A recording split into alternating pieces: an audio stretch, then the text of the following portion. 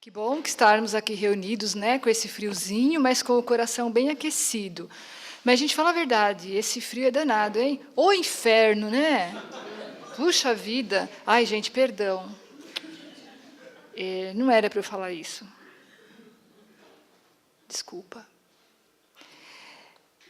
É que o tema de hoje, eu intitulei assim, Eu vou para o céu. Quando eu morrer, eu vou para o céu.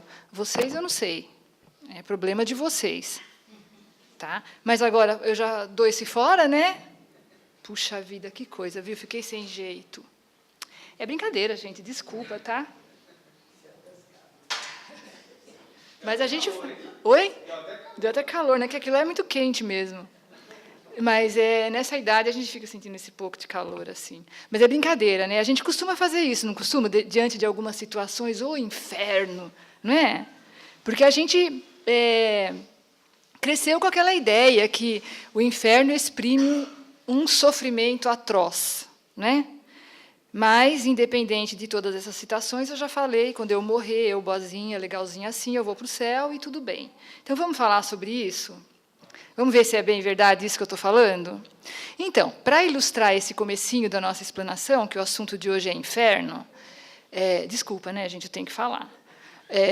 Nós vamos contar uma história bacana, que foi psicografada pelo Chico Xavier. Posso baixar um pouquinho? Fica na minha frente, assim. Tá bom? Assim, dá para ouvir, gente?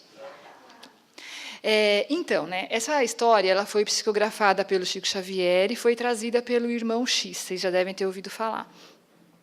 E ela conta o seguinte, ela conta que um crente convicto dos seus preceitos, né, chamado Hermetério, ele tinha convicção plena, certeza absoluta, que a única coisa que importava para se conquistar uma vida futura de tranquilidade, de paz, era orar e fazer preces.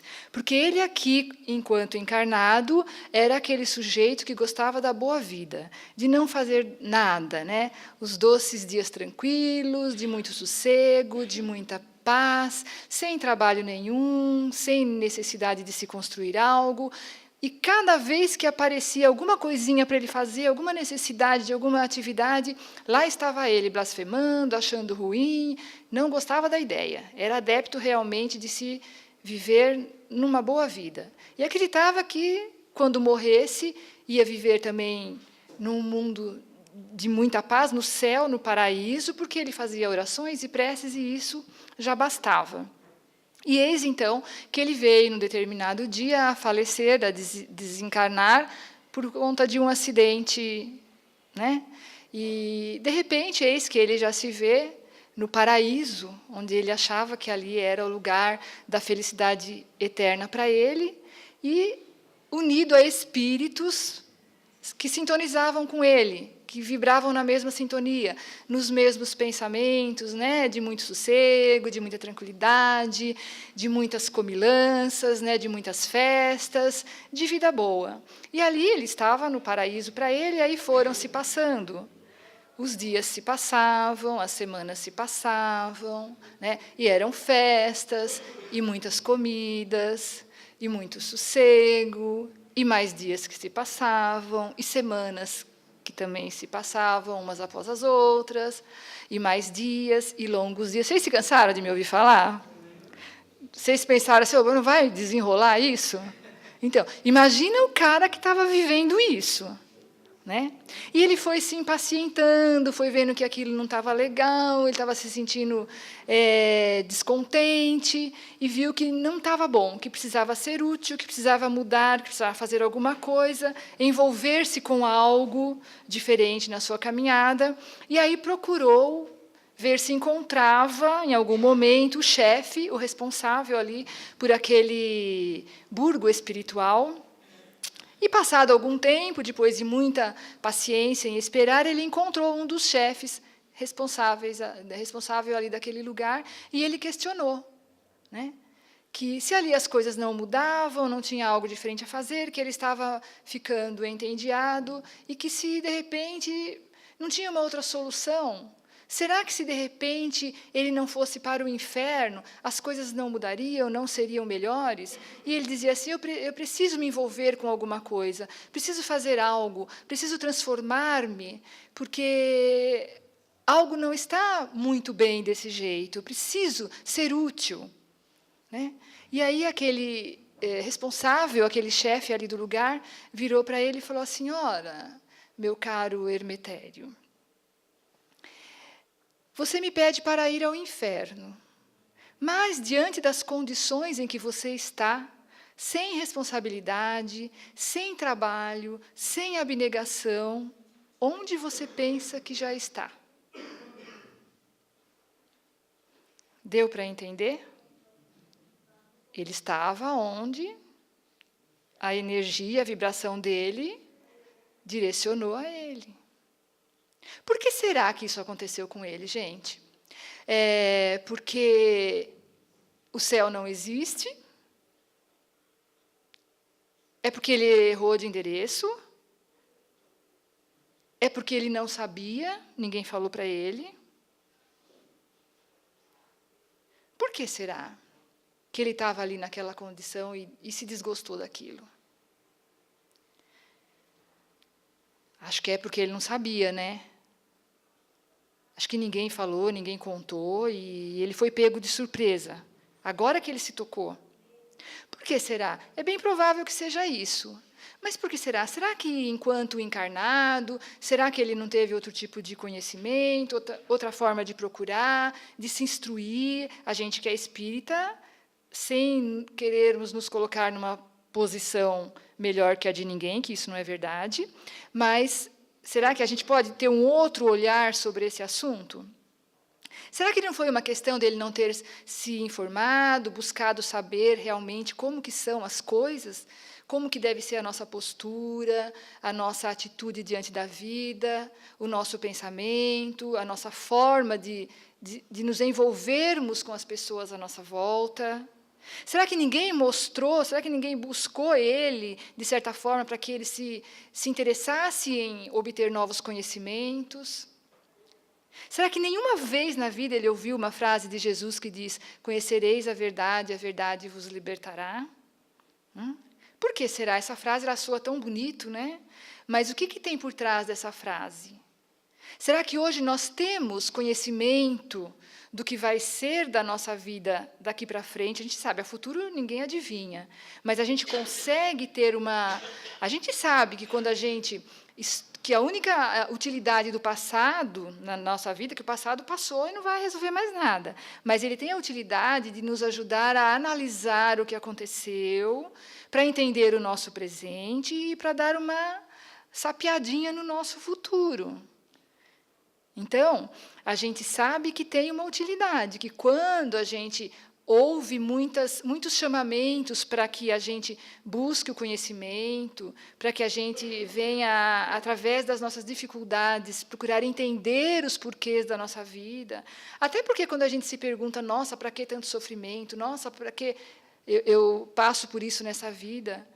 Que a gente deve buscar os porquês para entender a nossa existência, para entender os nossos motivos, os nossos sofrimentos, as nossas dificuldades. Por que alguém é feliz, por que a gente não é? Por que alguém é supostamente feliz, não é verdade?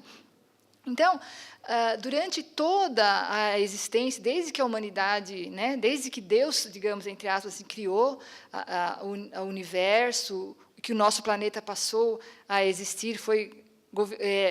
governado, né, por assim dizer, por Jesus Cristo, que é o nosso guia e modelo e o governador do nosso planeta, que vieram mensageiros, instrutores, espíritos superiores aqui aportaram para nos chamar, para nos buscar para esses entendimentos.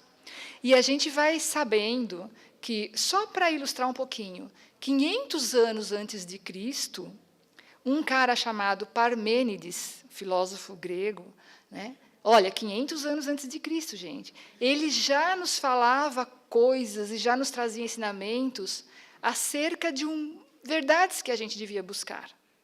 Só para citar alguém bem antigo, Depois a gente tem Sócrates, 400 anos mais ou menos antes de Cristo. Todo mundo já ouviu falar, não é? O que ele dizia? Entre tantas coisas, só sei que nada sei. Não é? E ele sabia tanta coisa, porque se você pegar o Evangelho segundo o Espiritismo na introdução, você vai ler grandes coisas que ele deixou para nós sobre a existência da alma, do mundo espiritual, que ele já tinha aquela noção e passava para os seus discípulos e deixou para a humanidade naquela época. E vocês sabem o que aconteceu com Sócrates, gente? Alguém ouviu falar alguma coisinha? Ele foi condenado à morte. Né? Ele foi condenado a tomar cicuta, que é um veneno, porque envolvido numa situação na época. Bom, enfim, seria a biografia do Sócrates. Mas ele foi condenado à morte, e aí, no dia, né, que ele estava preso, e naquela noite, naquela madrugada, esse fato iria acontecer, os discípulos dele interrogaram a ele, né, mestre, mas o senhor não vai se defender? Não vai tentar esclarecer, né, acerca de que o senhor é inocente? Estou falando com as minhas palavras, né? Vocês vão encontrar na literatura com outros termos, mas a mesma coisa. E aí, o que ele disse? Ele falou assim, não, ninguém nunca vai me prender. Pode ser feito o que quiser. Eu sou livre, eu serei livre. Ele tinha uma noção de vida espiritual que ele sabia que a nossa prisão ela pode ser aqui momentânea enquanto estamos encarnados. No caso, ele estava preso. Mas ele sabia que mesmo que desencarnando, ele seria livre. E aquilo não atormentava ele. Foi essa a resposta dele. Ele falou assim, não, ninguém consegue me prender, eu sou livre, serei livre. Olha o ensinamento que ele já trouxe naquela época. E a gente sabe que depois dele, tantos vieram, né? E Jesus aí então vem com essa frase maravilhosa, conhecereis a verdade e a verdade vos libertará.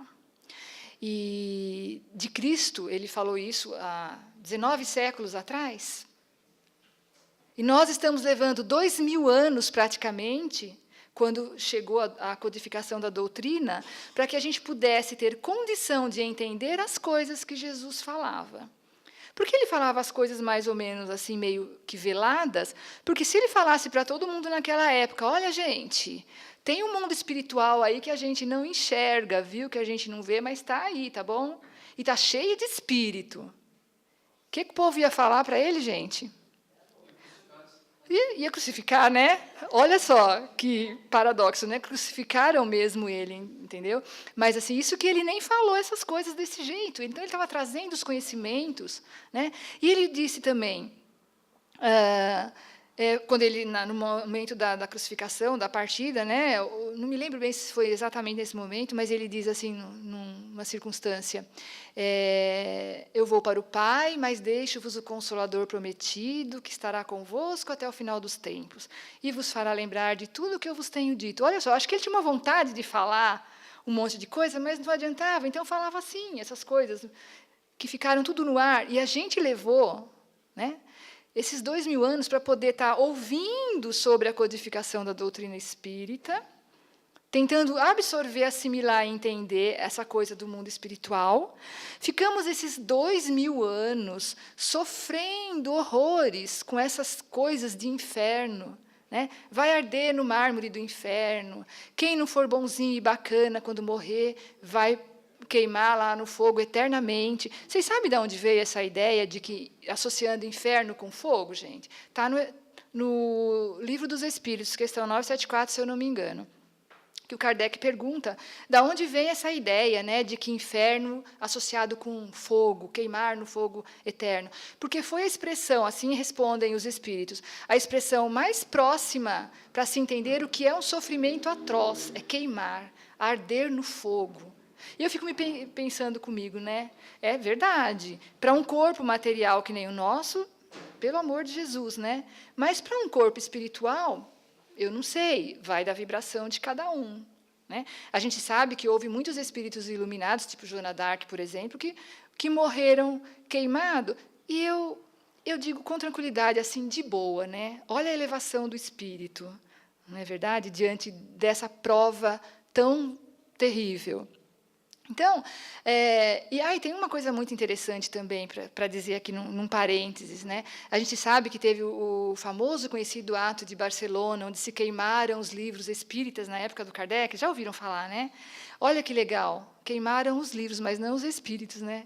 E eles continuaram aí mandando as coisas para nós, as instruções, os ensinamentos, para que a gente tivesse esclarecimento acerca da nossa vida e da nossa existência, a fim de não sofrermos tanto, né?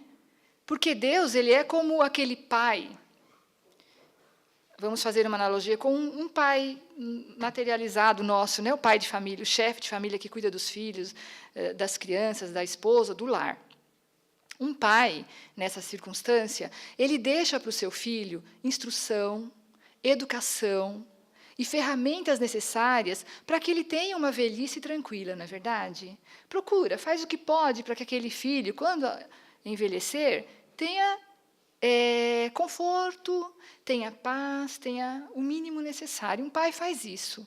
E aí aquele filho, e ele fala, né? Estou te deixando tudo isso, mas aí fazer uso disso e ter uma velhice tranquila depende do uso que você vai fazer disso.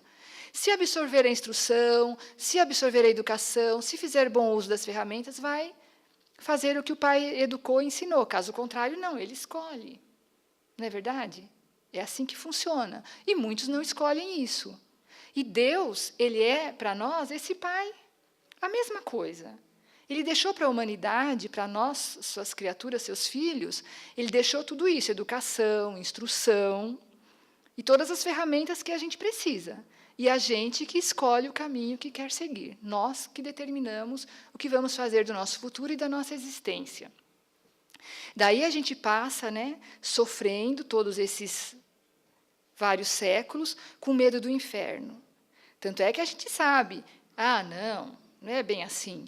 Mas na minha infância, eu me lembro de ter ouvido, não vou dizer para vocês que da minha mãe e do meu pai, eu sei ouvir de outras pessoas que falam para os filhos assim, olha, se você for um filho educadinho, tratar bem sua mãe e seu pai, não responder, não for mal educado, você vai para o céu.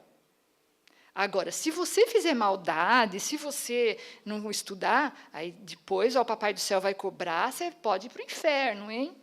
Gente, vocês sabem disso. Eu estou falando mentira?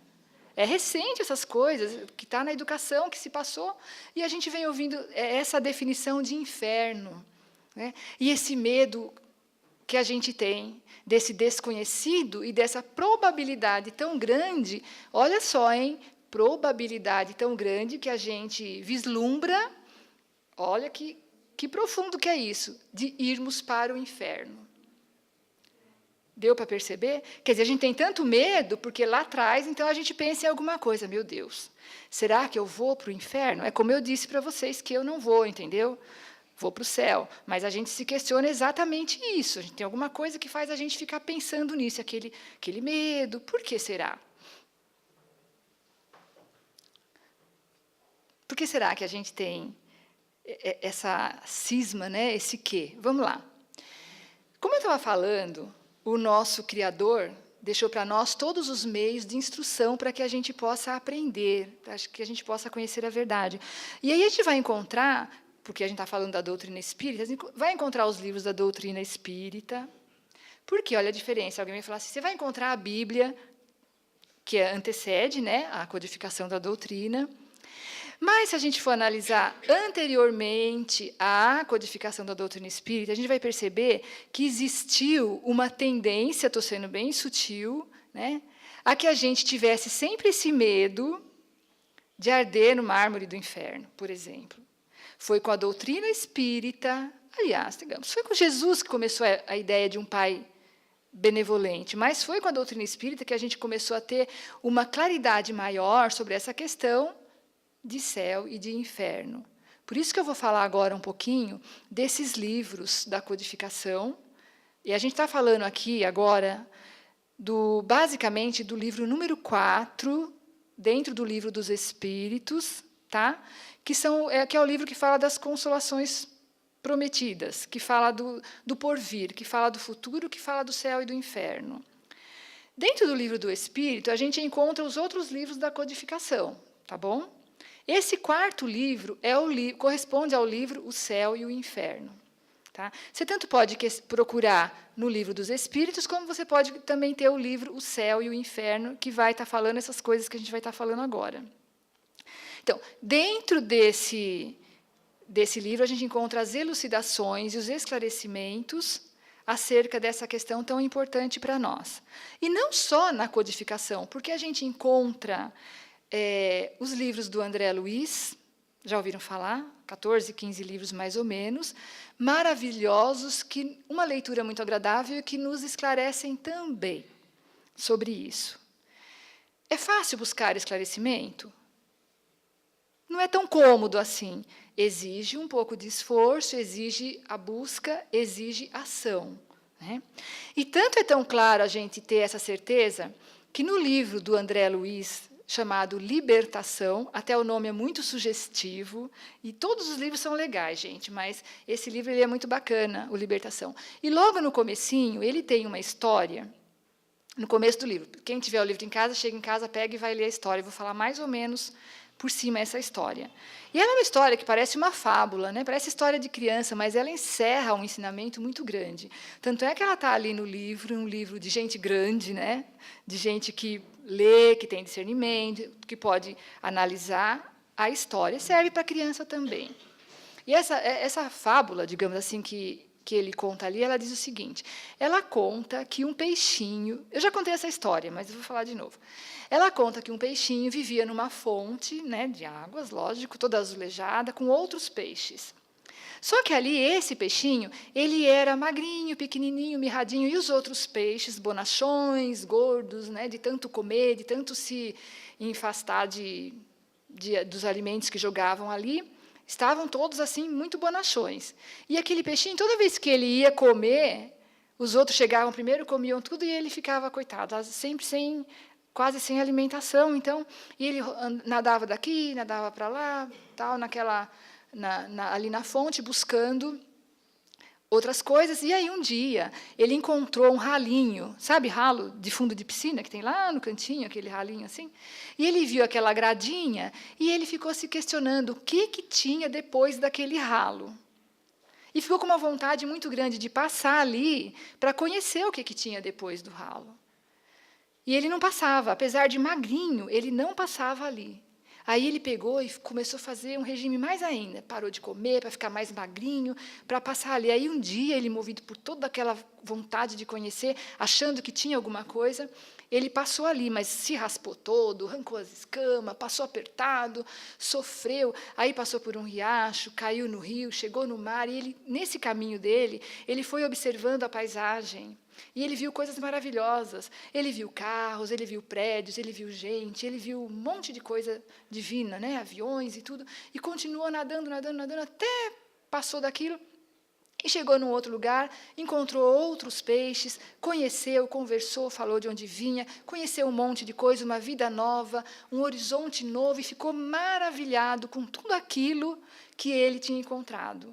Encontrou alimento, encontrou amigos, encontrou sabedoria, encontrou uma vida nova. Ficou tão feliz, gente, e se lembrou dos amigos que ele tinha deixado lá na fonte. E ficou tão preocupado, aquilo doía no coração, e que ele estava levando uma vida tão boa, que estava tão legal tudo, e aquele povo lá na ignorância, sofrendo dentro daquela fonte, né? Puxa, e ele resolveu voltar para avisar para os outros, para contar para os outros o que tinha acontecido, para eles irem também. E ele fez isso. Fez todo o percurso de volta, passou lá na gradezinha e chamou lá o chefe e contou tudo o que tinha acontecido com ele e falou, vamos, gente, vamos lá conhecer, vem, vocês vão gostar, é maravilhoso, é isso, é aquilo. E os peixes falaram assim, que nada, ele está delirando, isso não existe, isso é balela. E ele procurou o chefe, ninguém quis saber. Ninguém quis saber, todo mundo quis ficar ali, ele ficou muito triste, aborrecido. Falou, puxa, né? Pegou e foi embora. Os outros não quiseram saber de nada. Passado algum tempo, ele ficou sabendo que aquela fonte tinha secado e que todos os peixes tinham morrido. Deu para entender a ideia do André Luiz? E o que ele passa principalmente para a gente aqui? A busca por um conhecimento, por um mundo novo, e a dificuldade de se conseguir isso. Porque o peixinho ele enfrentou dificuldade, ele teve que se emagrecer mais, ele teve que passar com dificuldade para buscar, e os outros nem quiseram. Então, ele mostra para a gente aí, na explanação do livro, a importância de instrução, a importância de conhecimento, porque quando Jesus fala, conhecereis a verdade vos libertará, a gente pode olhar por dois lados. Conhecereis a verdade a que ele estava se referindo, que é toda a verdade da codificação do mundo espiritual, dos espíritos que nos cerca, da nossa própria existência, e também um outro enfoque, que é exatamente o conhecimento. Né? Essa verdade é o nosso conhecimento. A verdade ela é relativa. O que é verdade hoje, daqui a um tempo, muda de jeito. A verdade absoluta, ela não sei nem onde encontrá-la, mas a verdade relativa a gente busca e a gente vai, através da agregação de conhecimento, formando um cabedal de informações que vai agregando ao nosso espírito, que é exatamente o que Jesus falou. E eu queria finalizar essa partezinha dessa busca pelo conhecimento com uma frase de Buda, porque isso, gente, é tão profundo, isso é tão importante no nosso cotidiano, que tem uma frase de Buda que ilustra isso de forma tão importante que a gente não deve esquecer nunca. Quando ele fala assim, é uma questão do nosso dia, tá bom? É uma questão da nossa atualidade. Ele fala assim no momento, o Buda, o problema da humanidade não é a violência. Aí você vai falar, como não é a violência? Claro que é a violência. Olha só como o mundo está, é só violência. Como não é problema? Aí sabe o que ele fala? O problema da humanidade não é a violência, é a ignorância. É ou não é? E é. Porque se não fosse a nossa ignorância de conhecimento, não haveria violência. Isso é mais importante que tudo. Por isso, instrução e conhecimento, a gente nunca deve abrir mão. A gente deve estar sempre em busca. E aí, por isso que ilustrei, falando da codificação da doutrina.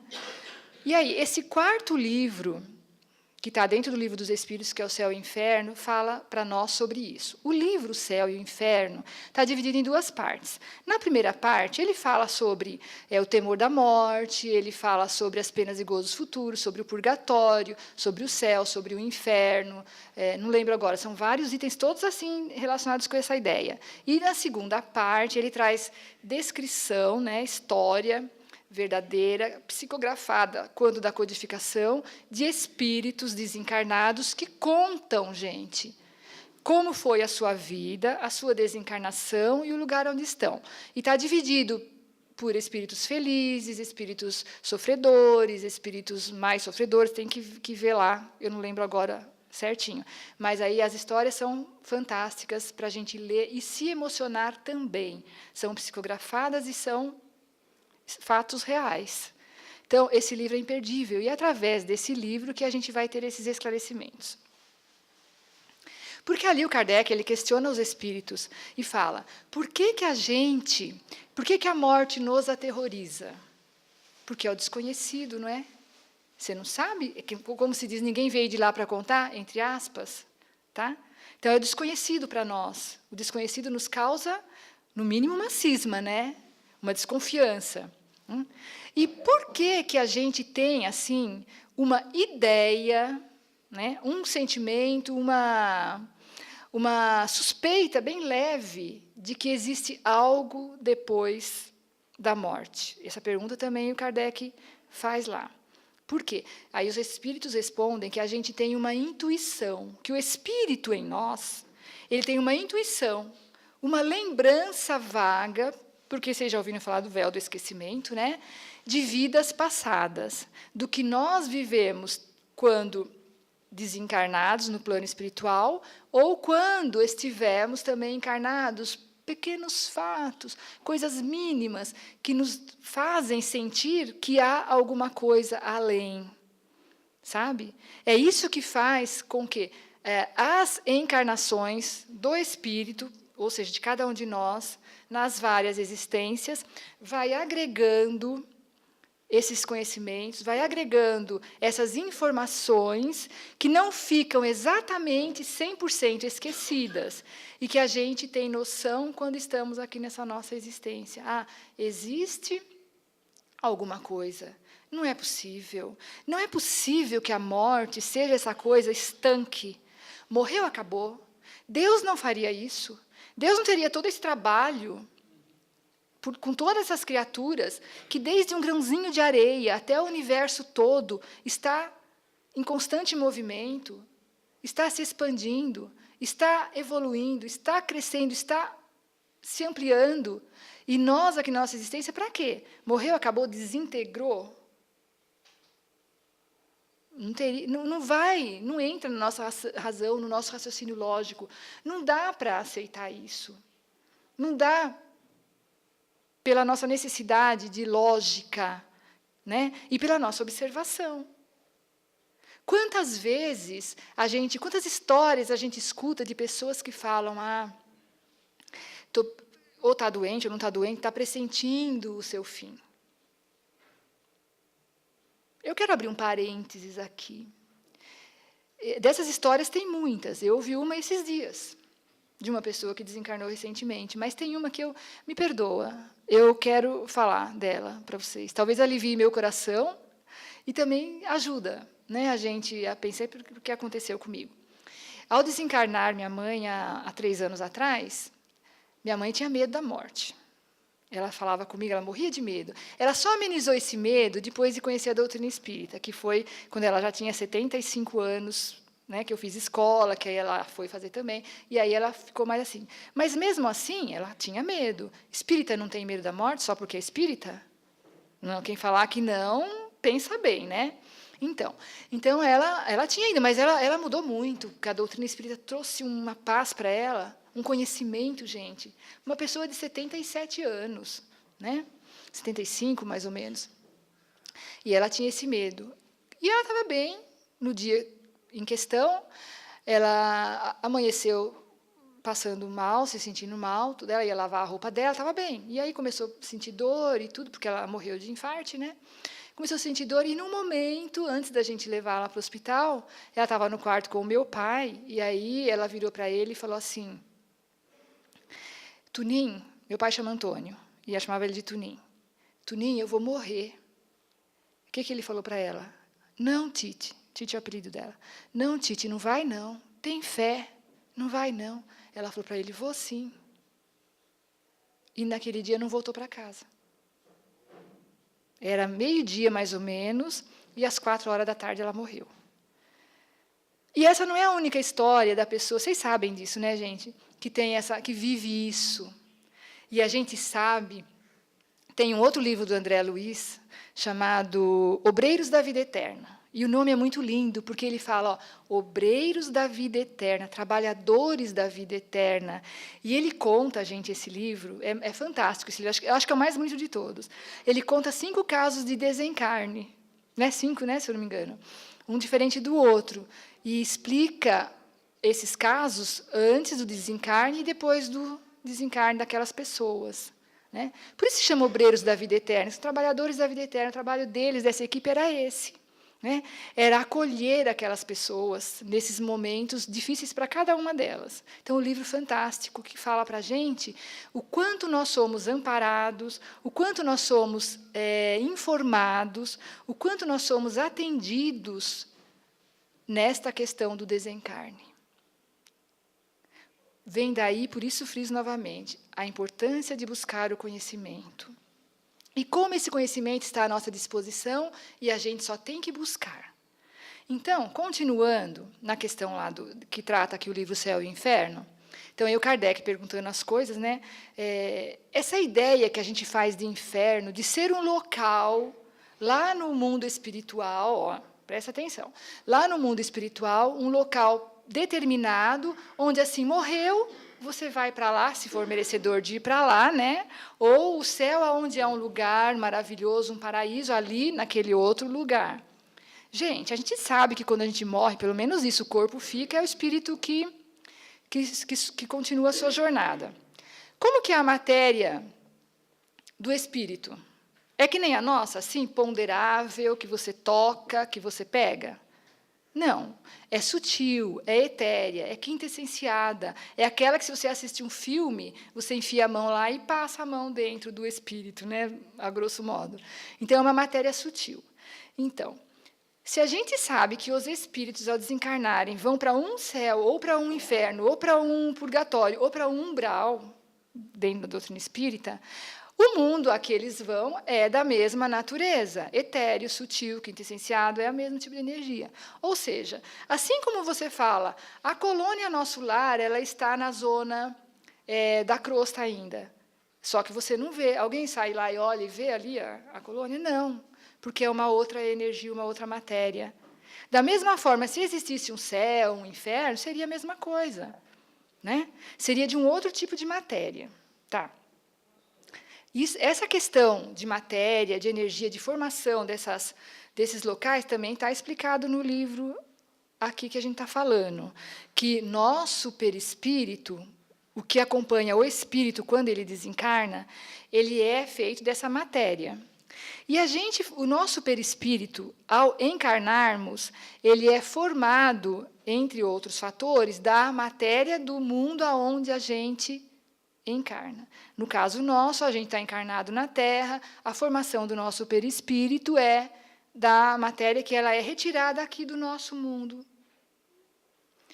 E a evolução desses espíritos, ela está na mesma proporção de quantas vezes encarna e desencarna, aprende, agrega ao seu espírito e vai evoluindo.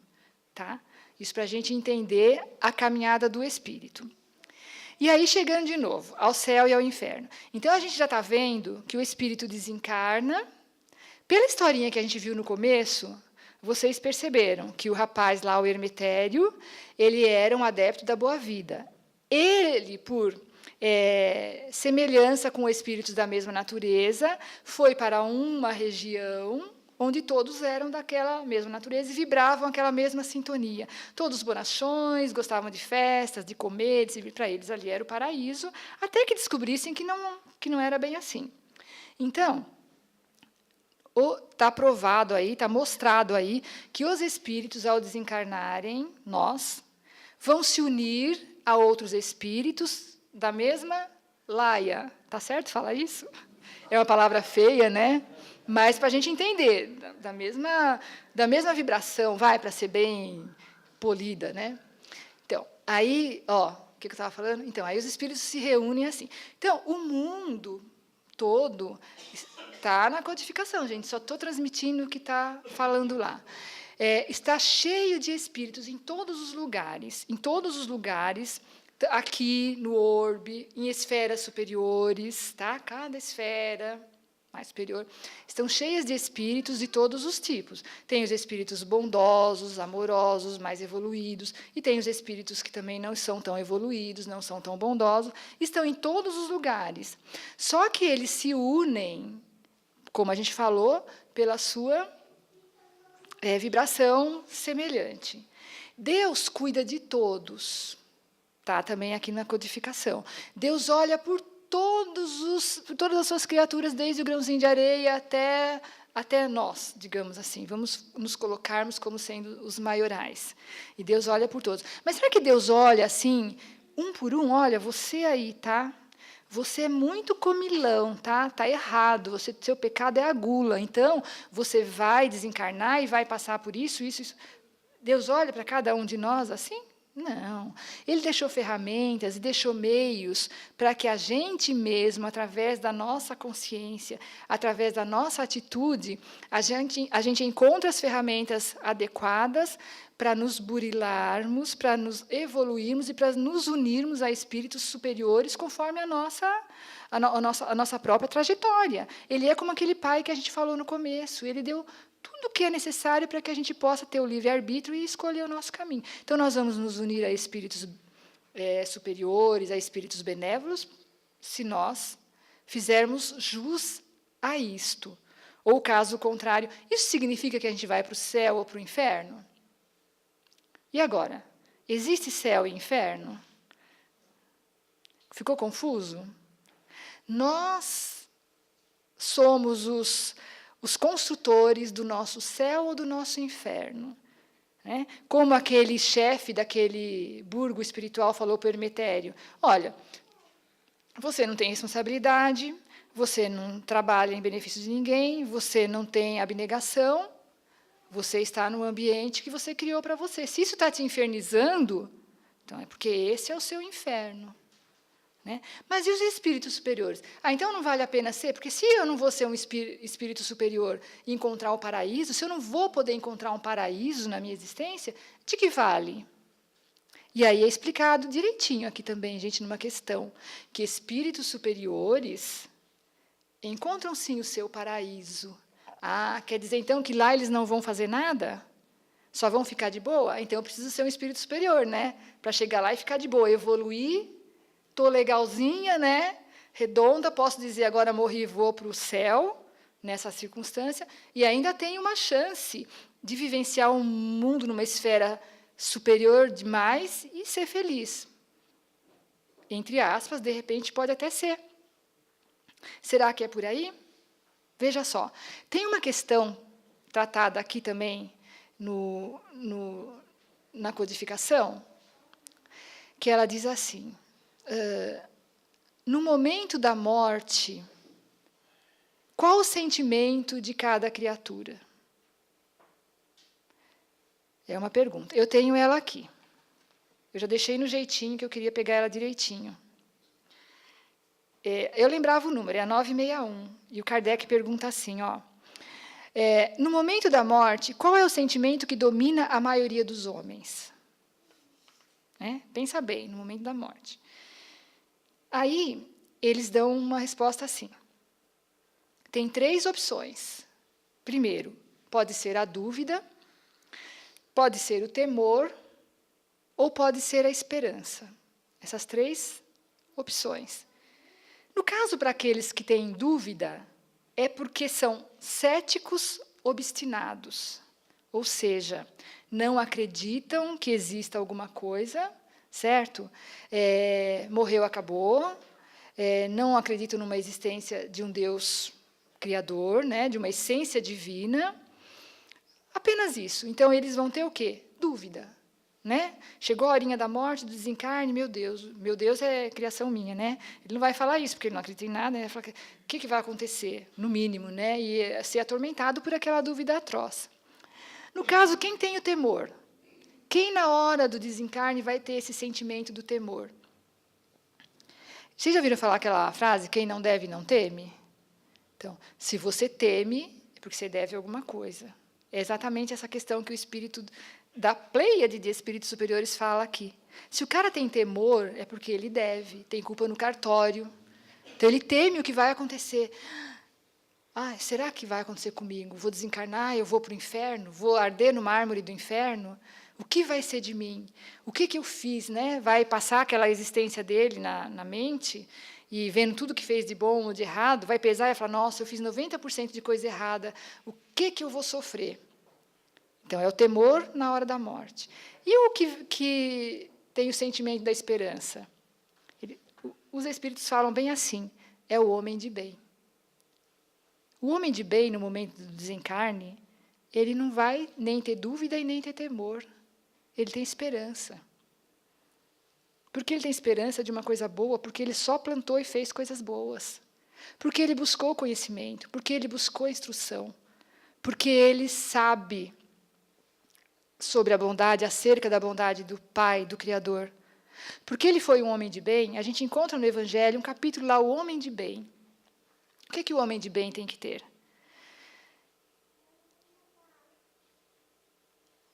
Ética, moral, responsabilidade, compaixão, benevolência, perdoar, ser humilde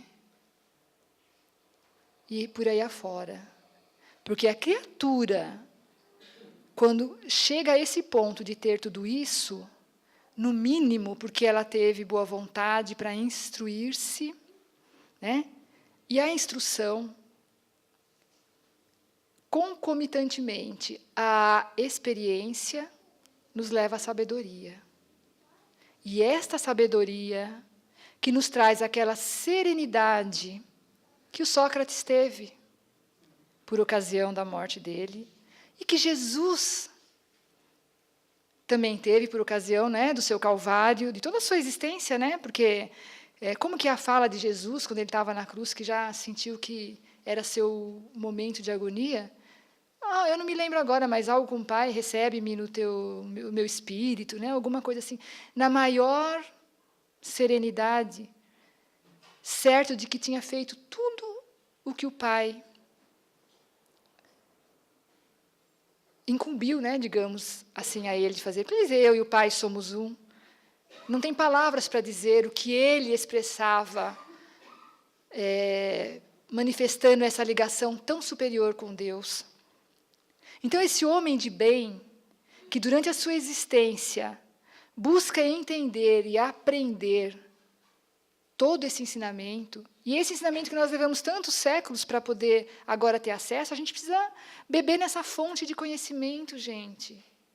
Porque é só isso que vai nos trazer essa esperança na nossa hora, né? Que vai chegar para todo mundo. Lembra que todo mundo fala assim, existe uma certeza verdadeira. Ninguém fica para a semente. E isso a gente sabe. Então, está tudo aí ao nosso dispor. A gente tem que fazer uso de todo esse material colocado à nossa disposição e buscar o conhecimento para entender que esse inferno não é bem assim, como o diabo pinta, não é? Que falam. Bom, enfim. Vamos aprender, vamos ilustrar esse assunto com uma história para a gente dar uma encerrada. Esse assunto sobre inferno, como eu falei assim, né? Que inferno de tempo, é só uma expressão, mas ele tem muito de profundidade. A gente pode buscar na codificação esse entendimento, que vai alegrar muito o nosso coração, né? E essa história ela é muito bacana. E ela fala... Vou contar, é melhor. Aí dá para... Então, essa história, gente, ela conta de um espírita de 55 anos que desencarna, né? Eu vou contar rapidinho. E, de repente, ele se vê no plano espiritual, ele se vê mais necessariamente no umbral. E ele fica surpreso, né, de se ver no umbral e, de repente, sem entender o que estava acontecendo, vem aqueles 3 espíritos na direção dele, trevosos, com aquela capa preta, né, aquela aparência sombrio, naquele lugar muito triste, muito sombrio, muito mal cheiroso, muito tétrico. E ele pergunta, ora, eu não estou entendendo. Por que eu estou aqui? Eu acho que houve algum engano. Eu não devia estar aqui. Aí aquele espírito trevoso olha e fala assim, não, mas por que não? Está sim. Não deve ter tido nenhum erro. Não, mas não é possível. Porque quando eu estava lá na Terra, encarnado, eu era espírita. Olha, eu era espírita dessa religião poderosa e maravilhosa, a religião do Consolador Prometido. Como que eu poderia estar aqui? E ele continua relatando, né? Eu dava sopa aos pobres todo fim de semana. Íamos em encontro das pessoas humildes e pobres e distribuíamos alimento, a sopa. Eu dava passe. Quantas pessoas aportavam ali no centro e toda semana dava passe, curava as pessoas, ajudava as pessoas. Eu fazia donativos volumosos, cestas, carnês em benefício das pessoas que precisavam. Eu era palestrante, por isso que eu falei que eu vou para o céu, gente. Eu era palestrante e levava instrução para os aprendizes no curso de aprendizes do Evangelho. Eu acho que eu estou no lugar errado. E aquela entidade trevosa virou para ele e falou assim, bem, verdade. Realmente o senhor fazia tudo isso. Mas quando o senhor diz que era daquela religião tão consoladora, o senhor não perdia a oportunidade de menosprezar as outras religiões. Quando o senhor diz que dava sopa aos pobres, o senhor não deixava de pensar que aqueles pobres eram muito ignorantes e que não tinham conhecimento nenhum. Quando o senhor dava passe, o senhor achava que o seu passe era o melhor, o mais curador, o melhor de todos.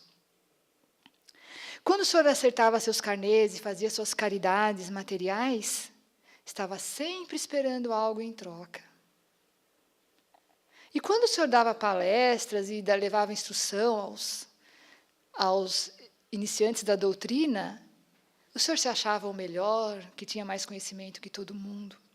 E isso levou o senhor a uma das maiores chagas da humanidade, o orgulho e a vaidade. E aí ele pensou, falou, é bem verdade, né?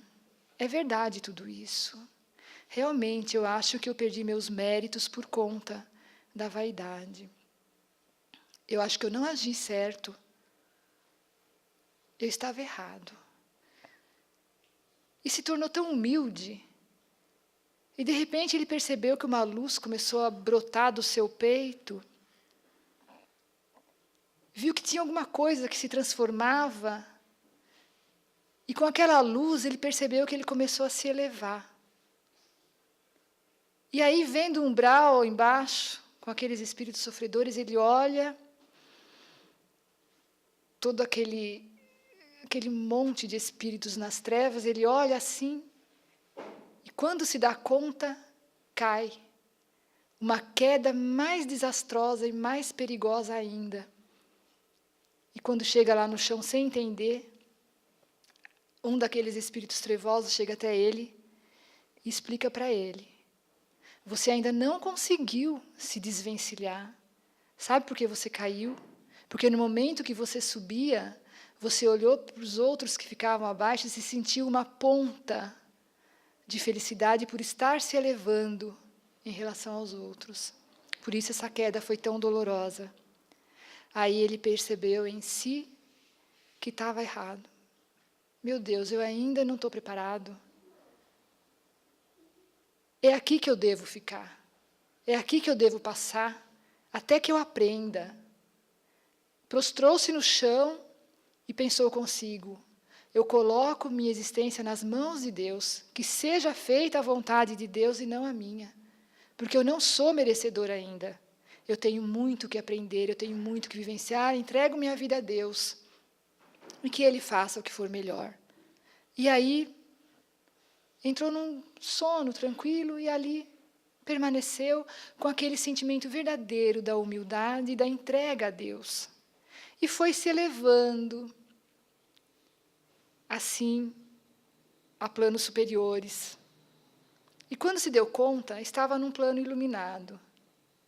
E sem entender, quando ele olha, um daqueles espíritos trevosos se aproxima dele com aquela capa preta e tira aquela capa. E aí aparece um espírito iluminadíssimo que fala para ele assim: agora você entendeu, não é? O verdadeiro sentido da humildade, do amor e da entrega a Deus. Você entendeu que a quem muito é dado, muito será pedido. A quem muito é confiado, muito será cobrado. Isso está em Lucas, no Novo Testamento. E esse espírito iluminado que acompanhava ele, que era o responsável pela proteção e instrução dele, alerta que esse exemplo, que essa história, não é só para os espíritas. É para todas as religiões, para todas as pessoas. E finaliza: que a vossa mão direita não saiba o que a esquerda faz. Nos alertando que esse é o único caminho que o homem de bem deve trilhar para conhecer, para ter acesso ao paraíso. E que esse paraíso não é um lugar predeterminado em algum ponto do mundo, do universo, que está em nós. Nós construímos com a nossa postura, com a nossa conduta, com a nossa boa vontade, com a nossa humildade, com a nossa benevolência, com o nosso poder de perdoar, com a nossa compaixão com a criatura humana, com o nosso semelhante conosco mesmos. Este é o ensinamento de Jesus. Isso é o que o Mestre nos deixou. Todo conhecimento à nossa disposição, quando Jesus fala: conhecereis a verdade vos libertará, esse conhecimento é que nos liberta. Se queremos ser felizes e ser livres, devemos buscar o conhecimento, acerca principalmente do céu e do inferno. E agora eu digo para vocês, finalizando, a gente vai se encontrar lá no céu? Hã? Um pouco de esperança, né? 10%, tá? Mas eu vou esperar vocês lá, hein? Vocês eu não sei, mas eu já estou lá, hein? É brincadeira, gente, eu sei muito bem. Então, eu agradeço a todos a paciência de me ouvir, tá? Fiquei feliz de estar aqui com vocês de novo. Que Deus abençoe a todos e que nós tenhamos muitas oportunidades de estudar e aprender bastante ainda, que nós, temos muito para aprender, né? Boa noite a todos e que Deus ilumine todos nós, tá bom? Fiquem com Deus. A vocês também.